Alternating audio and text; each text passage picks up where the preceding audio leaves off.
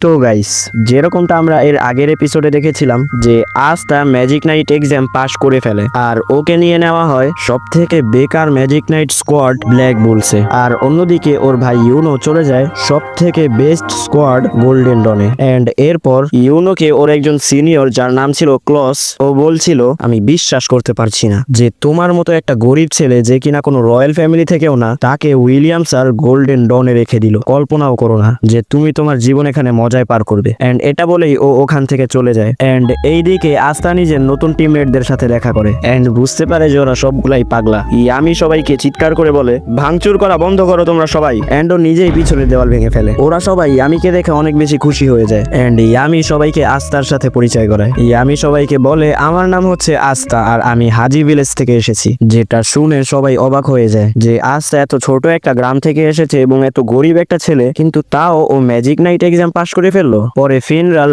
আস্থাকে বাকিদের সাথে পরিচয় করায়। এই মেয়েটার নাম হচ্ছে ভেনেসা এন্ড ও 1 নম্বরের মাতাল ছিল। এন্ড ও আস্থার কাছে এসে বলে তো তোমার নাম আস্থা তাই না, তোমার কি কোনো গার্লফ্রেন্ড লাগবে নাকি? যেটা শুনে আস্থা অনেক বেশি লজ্জা পায়, কিন্তু ও মানা করে দেয় কারণ ও আগে থেকেই সিস্টার লিলিকে ভালোবাসে। এন্ড হয়তো ভেনেসা অনেক বেশি মদ খেয়ে ফেলেছিল কারণ ও আস্থার সামনেই বমি করে দেয়। পরে ফিনরাল আস্থাকে লাকের সাথে পরিচয় করায় যে ফাইট করতে অনেক বেশি পছন্দ করে। এন্ড লাক আস্থাকে বলে বলো ফাইট করবে নাকি আমার সাথে? এন্ড তখনই আস্থার কাছে আরেকটা ছেলে এসে পড়ে এন্ড ও ওকে বলে ওই এটা আমার বোন মারি, এন্ড ওর থেকে দূরেই থাকিস, না হয় আমি তোর মাইরেই ফেলবো। যার উপর আস্থা বলে আমি তো চিনিও না রে ভাই, এই মেয়েটা কে? এই ছেলেটার নাম ছিল গ্লচ এবং ও নিজের বোনকে অনেক বেশি ভালোবাসে, অনেক বেশি। এন্ড পরে ও বাকি মেম্বারদের সাথেও পরিচয় হয়। ইয়ামি বলে কেউ যদি আস্থাকে পরীক্ষা করতে চাও তাহলে করতে পারো। যেটা শুনে ওর সামনে মেঘমা দাঁড়িয়ে যায় এবং বলে তো ঠিক আছে, আমি তোমার টেস্ট নিব এটা দেখার জন্য যে তুমি ব্ল্যাক বুলস জয়েন করার যোগ্য কিনা। কারণ আমার তো মনে হয় না যে তোমার মতো একটা ছেলে যে কোনো রয়্যাল ফ্যামিলিরও না এবং একটা গ্রাম থেকে এসেছে সে ম্যাজিক নাইট হওয়াটা ডিজার্ভ করে। আর যদি তুমি আমার টেস্টে পাস করে ফেলো তাহলে তুমি পাবে এই ম্যাজিক্যাল রোপ এন্ড এরপর তুমি ফাইনালি একটা ম্যাজিক নাইট হয়ে যাবে। তো বলো এই ম্যাজিক্যাল রোপটা কি পেতে চাও? হ্যাঁ চাই, এখনই চাই। এন্ড পরে মেঘমা আস্থার টেস্ট নেয়। প্রথমে তো ও আস্থাকে দিয়ে অনেক বেশি কঠিন এক্সারসাইজেস করায়, কিন্তু আস্থা যেহেতু ছোটবেলা থেকে এইসব করতেছে তাই ও সহজেই এইসব করে ফেলে। এন্ড এরপরে মেঘমা আস্থাকে বলে এটা তোমার ফাইনাল টেস্ট এন্ড এখন আমি তোমার উপর অ্যাটাক করব এবং তোমাকে ওইগুলা ডজ করতে হবে। এন্ড পরে মেঘমা ওর উপর নিজের ম্যাজিক্যাল ফায়ার ব্যাট বল দিয়ে অ্যাটাক করতে থাকে এন্ড আস্থা সহজেই ওর অ্যাটাক্স ডজ করে ফেলছিল, যার কারণে মেঘমা একটু রেগে যায় আর ও আস্থার উপর অনেক বড় এবং ফাস্ট একটা ফায়ার বল দিয়ে অ্যাটাক করে দেয়, যেটা আস্থা ডজ করতে পারবে না কারণ ওটা এতটাই বড় এবং ফাস্ট ছিল। কিন্তু তখনই আস্থা নিজের গ্রিমওয়ার থেকে নিজের তলোয়ার বের করে আর ওর তলোয়ার দেখে সবাই একদম অবাক হয়ে যায় যে ও এত বড় একটা তলোয়ার উঠালো কিভাবে। এন্ড আস্থা ওর তলোয়ারকে ব্যাটের মতো ইউজ করে এন্ড মেঘমার অ্যাটাককে রিটার্ন ওর কাছেই পাঠিয়ে দেয়। ইয়ামি আস্থার উপর অনেক বেশি ইমপ্রেস হয়ে যায় কারণ আস্থা নিজের তলোয়ার দিয়ে শুধু কারো ম্যাজিক কাটতে অথবা শেষই করতে পারে না, বরং ও ম্যাজিক অ্যাটাকসকে রিফ্লেক্ট করে ফিরিয়েও দিতে পারে। এন্ড ওরা সবাই বুঝতে পারে যে আস্থা যেমন তেমন কেউ নয়, বরং অনেক বেশি স্ট্রং ম্যাজিশিয়ান। মেঘমা আস্থার কাছে আসে এবং ওর প্রশংসা করে এন্ড ওকে বলে যে সরি যে আমি এটা বলেছিলাম যে তুমি একটা ছোট গ্রাম থেকে এসেছো, আসলে তোমাদের গ্রামের যে পাশের গ্রামটা আছে না, আমি ওখান থেকেই এসেছি। যেটা শুনে আস্থা অবাক হয়ে যায় এন্ড এরা সবাইও আস্থার অনেক বেশি প্রশংসা করতে শুরু করে। চার্মিও আস্থাকে নিজের একটু কেক দিয়ে দেয় এন্ড আস্থার সবার সাথেই একটু একটু বন্ধুত্ব হয়ে যায়। এন্ড উপর থেকে একটা মেয়ে চুপচাপ আস্থাকে দেখছিল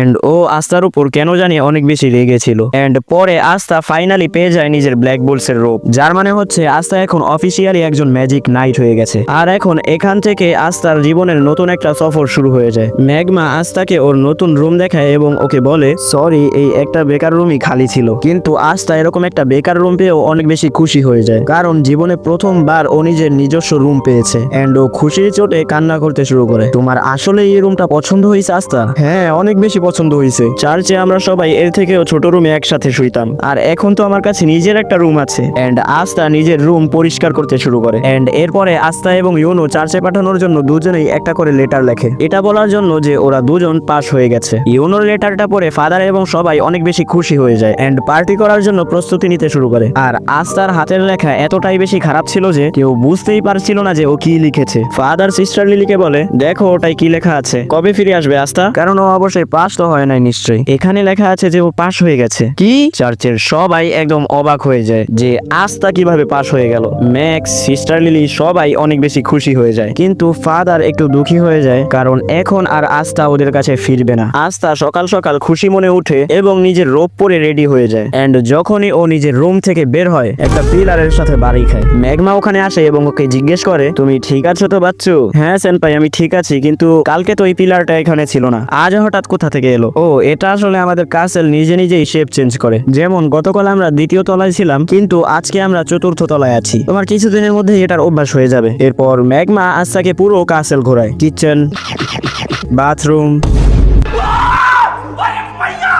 মেয়েদের বেডরুম যেখানে ওরা যেতে পারবে না, আর ইয়ামির পেটসদের কাছে যেটা কিনা বেসমেন্টে লক ছিল। ম্যাগমা আস্তাকে বলে, তো ঠিক আছে আস্তা, আজ পর্যন্ত এদের খেয়াল আমি রাখতাম, আর আমার অনেক দুঃখের সাথে বলতে হচ্ছে যে আজ থেকে এদের খেয়াল তুমি রাখবে, আর এদের ভালো করে খেয়াল রেখো, কারণ ইয়ামি স্যার তোমাকে ছাড়বে না যদি এদের কিছু হয়। এন্ড আস্তা ইয়ামির পেটদেরকে খাবার খাওয়ানোর জন্য এগিয়ে যায়, কিন্তু ওই পেটস গুলো খাবার নয়, আস্তাকে খেতে চাইছিল। ওরা দুজন ওখান থেকে পালিয়ে যায় এবং হলে রেস লাগায়, কিন্তু তখনই ওদের সামনে ওই মেয়েটা এসে পড়ে যেটা গতকাল আস্তাকে উপর থেকে দেখছিল। এন্ড ওই মেয়েটা অন্য কেউ নয় বরং নোয়েল ছিল। এন্ড ইয়ামি আস্তার সাথে ওকেও নিজের স্কোয়াডে নিয়েছিল। ম্যাগমা বলে, আস্তা ও তোমার মতোই গতকালই ব্ল্যাক বুল স্কোয়াডে জয়েন করেছে। আস্তা এগিয়ে যায় এবং নোয়েলের সাথে হ্যান্ডশেক করার জন্য নিজের হাত এগিয়ে দেয়, কিন্তু নোয়েল ওর সাথে হ্যান্ডশেক করে না এবং বলে, কে তোমাকে অনুমতি দিয়েছে আমার সাথে কথা বলার, গরিব কোথাকার? যেটা শুনে আস্তা রেগে যায়। পরে এই মেয়েটা বলে, আমি হলাম নোয়েল সিলভার, রয়্যাল ফ্যামিলির। এন্ড নোয়েল সিলভার ফ্যামিলির ছিল, যেটার এই ক্যাপ্টেনও ছিল। এন্ড ওদের রয়্যাল ফ্যামিলি পুরো কিংডমের মধ্যে দ্বিতীয় নম্বরে আসে, উইলিয়ামের ফ্যামিলির পরে।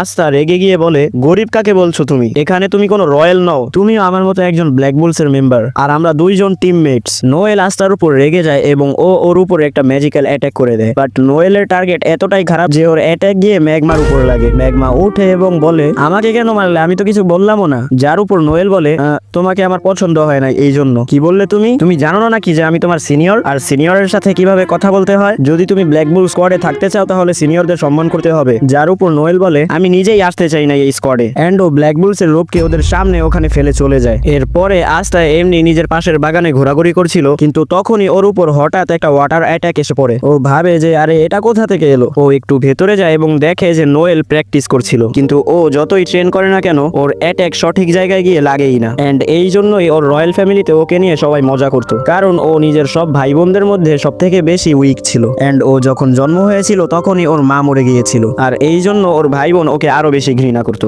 আস্তা লুকিয়ে নোয়েলকে দেখছিল, আর তখনই নোয়েল আস্তাকে দেখে ফেলে। এন্ড আস্তাকে দেখেই নোয়েল ভাবে যে এখন আস্তাও ওকে নিয়ে সবার মতো মজা করবে। এন্ড ও আস্তার উপর নিজের অ্যাটাক করে, কিন্তু ও নিজের ম্যাজিক্যাল পাওয়ার সামলাতে পারে না, আর নিজের ম্যাজিক্যাল অ্যাটাকেই আটকে পড়ে। আর যেহেতু নোয়েল রয়্যাল ফ্যামিলির ছিল, তাই ওর মধ্যে অনেক বেশি ম্যাজিক্যাল পাওয়ার ছিল। এন্ড ও নিজের অনেক বেশি স্ট্রং একটা ম্যাজিক্যাল অ্যাটাকে আটকে পড়ে। ওরা সবাইও বাইরে এসে দেখে যে নোয়েল নিজেই নিজের ম্যাজিকে আটকে গেছে। পিনরাল বলে, আমাদের দ্রুতই কিছু করতে হবে, না হলে নোয়েল মরে যাবে। যার উপর ইয়ামি বলে যে আমরা এখানে কিছুই করতে পারবো না, কারণ যদি আমরা ওই জিনিসটার উপর অ্যাটাক করি তাহলে আমরা নোয়েলকেও হার্ট করব, এন্ড এখন শুধু ওই কিছু করতে পারবে। পিনরাল জিজ্ঞেস করে কে, এন্ড তখনই নোয়েলের অ্যাটাকের কারণে আস্তা উড়ে সোজা ইয়ামির হাতে এসে পড়ে। ইয়ামি বলে, একদম সঠিক সময় আইছো তুমি, আমি তো তোমাকেই খুঁজতেছিলাম। ওখানে উপরে যাও এবং নিজের তলোয়ার দিয়ে নোয়েলের ম্যাজিক শেষ করে দাও। আস্তা বলে, সেটা তো ঠিক আছে, কিন্তু আমি ওখানে উপরে যাব কিভাবে? তুই ওটার চিন্তা করিস না বাচ্চু। এন্ড ইয়ামি আস্তাকে ধরে নোয়েলের কাছে ছুঁড়ে মারে, এন্ড আস্তা নিজের অ্যান্টি ম্যাজিক দিয়ে নোয়েলের ম্যাজিক শেষ করে দেয় এন্ড নোয়েলকে বাঁচিয়ে নেয়। ওরা দুজন পড়েই যাচ্ছিল, কিন্তু তখনই পিনরাল নিজের ম্যাজিক দিয়ে এদের দুজনকে বাঁচিয়ে নেয়। ইয়ামি জোরে জোরে হাসতে থাকে এবং আস্তাকে বলে, তোমাকে আমার অনেক ভাল লাগে পিচ্চি।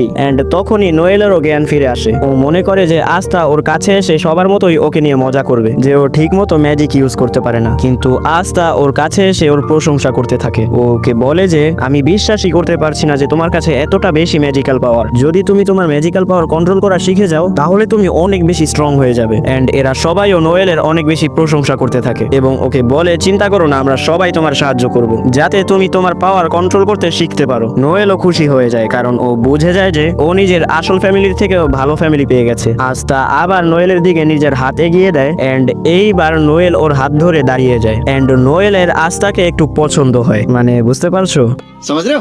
এন্ড ওখানে অন্যদিকে ইউনোর সিনিয়র ক্লস ইউনোকে অনেক বেশি বিরক্ত করতে থাকে এন্ড ওর সাথে একদমই ভালো ব্যবহার করে না এন্ড কেন জানি ও ইউনোকে অনেক বেশি ঘৃণা করে, কিন্তু হয়তো ও জানে না যে ওর সাথে সামনে কি হতে চলেছে, যেটা আমরা নেক্সট পার্টে দেখবো। এন্ড এর পরের পার্টটা অনেক বেশি জোস হতে চলেছে, তো ওটাকে মিস করো না কিন্তু। এন্ড এর পরের পার্ট খুব শীঘ্রই আসবে যদি তোমাদের ভালো রেসপন্স থাকে, তো লাইক সাবস্ক্রাইব কমেন্ট সবকিছু করে রাখো। তো দেখা হচ্ছে পরের ভিডিওতে, এন্ড ততক্ষণের জন্য বাই বাই, সাইয়োনারা।